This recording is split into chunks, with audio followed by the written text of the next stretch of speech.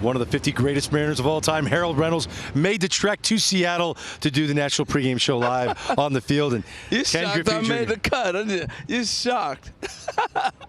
You remember back in the day we had college, it was like if you didn't have the grades for it, it's like Prop 48. This is Mr. 48 right here. Well, you think he was on the bubble? Like the NCAA tournament? He was Akron? Well, Ken, you knew that you were going to be part of this. 50 greatest players celebrating the history of Mariner baseball, and to have all of your friends here this weekend. What is this experience like? A bunch of lying about how good we were. I think as the older you get, the stories change a little bit and get fabricated, and they start to believe those lies, and then we have to go back to video evidence and prove that they were wrong. But it's been fun. I mean, it's been great to see the guys, see the history of the Mariners from, start to where we are now. Your role in it. I mean, Ken, without you, there might not be baseball in Seattle. I mean, that's a heavy true thing. statement. That's a heavy thing to think about, man.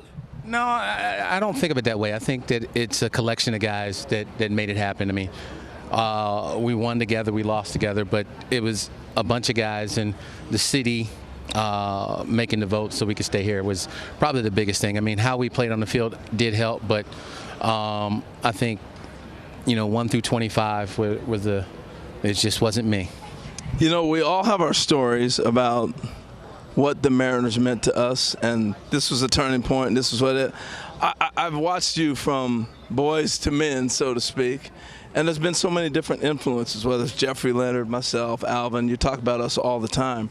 Was there a game, a moment, or something that kind of made you feel like this is my home? My first game, running on the field, and the way the home crowd reacted. I was like, because we start off on the road. Right. In spring training, you get mixed, fan bases, but to come home and, hear your name called for the first time, it was pretty special. I mean, and they get my first home run here on my first at bat. Even though my mom didn't watch it, she was talking to somebody in the stands. Not that you remember or anything. Oh, she was like, I missed it. I was there, but somebody asked me a question. I turned around and you happened to hit it out. I said, well, did you at least watch me round the base? See, I watched that, but I didn't see the swing. But it's funny because my last hit in the Kingdom was a home run.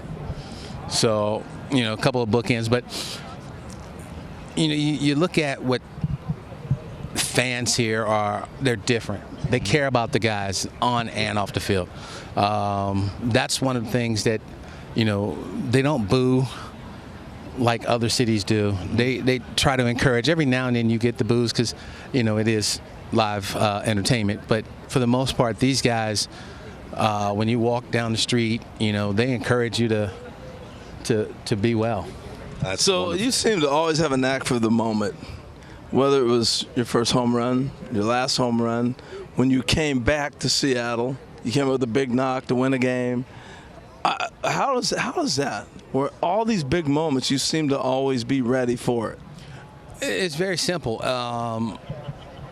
Every at-bat for me is a big moment.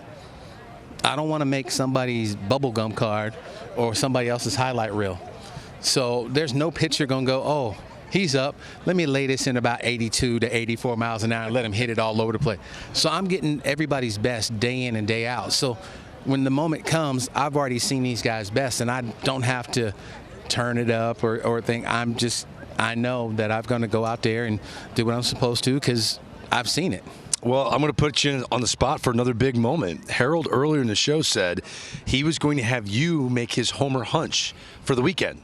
Pick any star you want, and all of his home runs from tonight, tomorrow, and Sunday will go to Harold's record. So, Greg thinks you're going to sabotage me, which I'm kind of thinking that might happen, but I'm hoping you don't. Who are you picking for Harold's homer hunch? Kyle Schwarber.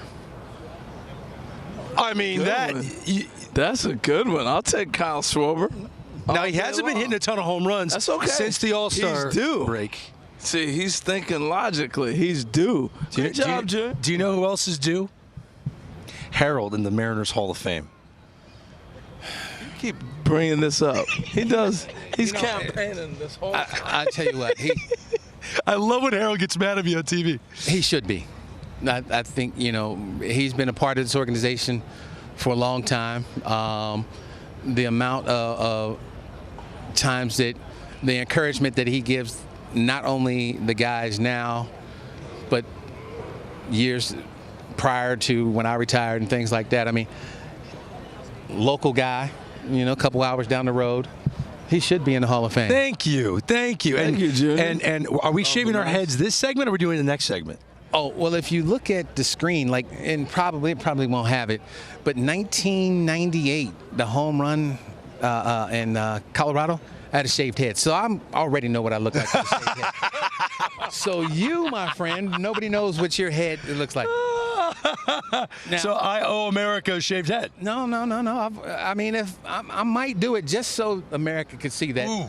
Wow. Well, This is an all-season running thing now. You're not done seeing Junior. We're going to run into him a lot. Oh, I know. So there could be a time he shows up.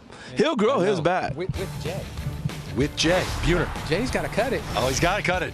Ken Griffey Jr. with us. Thank you so much. You're the best, man.